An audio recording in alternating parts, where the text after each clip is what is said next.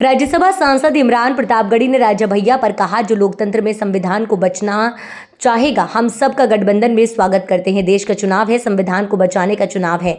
अनुप्रिया के बयान पर कहा कि अनावश्यक बयान था। वहीं गठबंधन की सीट की बात को लेकर कहा, हम आसानी के साथ सीट पर आगे बढ़ रहे हैं। पूरे देश में एक नारा है कि दक्षिण भारत में भाजपा साहब, उत्तर भारत में भाजपा हाफ। इस नारे को लेकर केरल से लेकर आंध्र प्रदेश और बंगाल तक सुन रहा हूं। क्या बोला इमरान प्रतापगढ़ी ने, आप भी सुनिए। पिछली बार समाजवादी पार्टी, इस बार आप कहां उसको खड़ा पाते? बहुत आसानी के साथ धर्मेंद्र यादव वहाँ चुनाव जीत रहे क्या हो जाएगा 6 महीने में से? क्या उम्मीद है कि कितना परिवर्तन हो जाएगा? देखिए, पिछली बार का चुनाव समीकरणों में फंस गया था, वरना धर्मेंद्र पिछली बार भी चुनाव जीत जाते, निरहुआ चुनाव हार जाते, बहुत कम वोट से चुनाव जीते थे। ऐसे में जिन्होंने चुनाव हराया था वो इस बार साथ हैं, तो जाहिर सी बात है। कल मेनका गांधी को लेकर उनको कहाँ खड़ा पाते हैं? क्या लगता है कि पार्टी के साथ हैं या मुझे पूरा विश्वास है कि इंडिया गठबंधन सुल्तानपुर की सीट भी जीतेगा। राहुल गांधी वायनाड की रायबरेली, दोनों प्रचंड बहुमत से जीत रहे हैं। अब दोनों में होड़ है कि कौन किसका मार्जिन ज्यादा रहेगा, अंतर ज्यादा किसका रहेगा वो ठीक है। वायनाड रहेंगे कि रायबरेली? दोनों परिवार की तरह है। अब ये फैसला तो उनको खुद को करना है कि कहाँ रहेंगे, लेकिन मैं तो चाहूंगा कि रायबरेली रहें, क्योंकि मैं प्रतापगढ़ का हूं, तो मेरा पड़ोसी जनपद है, मेरी पड़ोस की लोकसभा है, तो मैं चाहूंगा कि वो रायबरेली रहें। सवाल अमेठी को लेकर, अमेठी जीत रही है कांग्रेस पार्टी। स्मृति ईरानी तो बहुत दावा कर रही है। स्मृति ईरानी जी ने चुनाव हो जाने के बाद, पोलिंग हो जाने के बाद कोई दावा किया? ऐसा नहीं किया। आपने कोई विजुअल देखा हो तो बताइए, आपसे कोई दावा किया हो तो बताइए। चुनाव हो जाने के बाद स्मृति ईरानी जी एक शब्द मीडिया में बोली हो तो बताइए। नहीं बोली। ये दर्शाता है कि वो चुनाव हार चुके हैं। ठीक है, थैंक यू।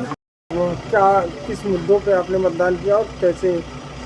देखिए, मैं मतदान करके आ रहा हूँ इस भीषण गर्मी में। गर्मी बहुत ज़्यादा है, लेकिन मतदाताओं से मेरी अपील है कि चूँकि ये बहुत ही महत्वपूर्ण चुनाव है और आपका सबसे बड़ा अधिकार है ये लोकतांत्रिक अधिकार, तो घर से बाहर निकलिए, वोट दीजिए।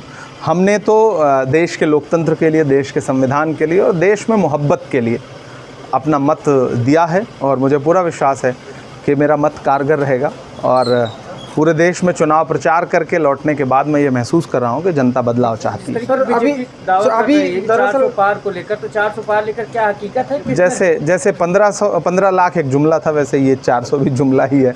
अब तो प्रधानमंत्री जी ने खुद भी बोलना बंद कर दिया है, क्योंकि पहले दूसरे चरण के बाद उनको समझ में आ गया कि जनता ने भी इसे जुमला मान लिया है। तो ज़्यादातर चीज़ें प्रधानमंत्री जी जो बोल रहे हैं पहले चरण के बाद से, चाहे मंगलसूत्र, चाहे भैंस या जो भी, धीरे धीरे जनता अब उस पर ध्यान नहीं दे रही है, क्योंकि जनता अब मुद्दों पर चुनाव चाहती है।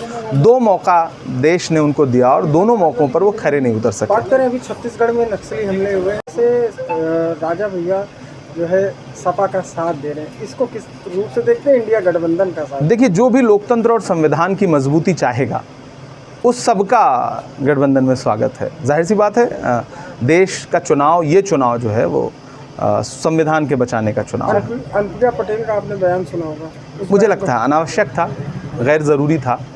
और में क्या लग रहा है कितनी सीटें जीत रहा है इंडिया गठबंधन? देखिए, हम आसानी के साथ बहुमत की तरफ बढ़ रहे हैं, और आप देखेंगे कि मैं कोई नंबर कोट नहीं करना चाहता, लेकिन हम जो बहुमत का आंकड़ा है उससे बहुत आसानी के साथ आगे हैं। पूरे देश में एक नारा है कि दक्षिण भारत में भाजपा साफ, उत्तर भारत में भाजपा हाफ। मैं इस नारे को केरल से लेके, आंध्र प्रदेश से लेके बंगाल तक सुन रहा हूँ। आजमगढ़ की बात कर लें, आजमगढ़ के VP न्यूज, खबर सिर्फ सच की।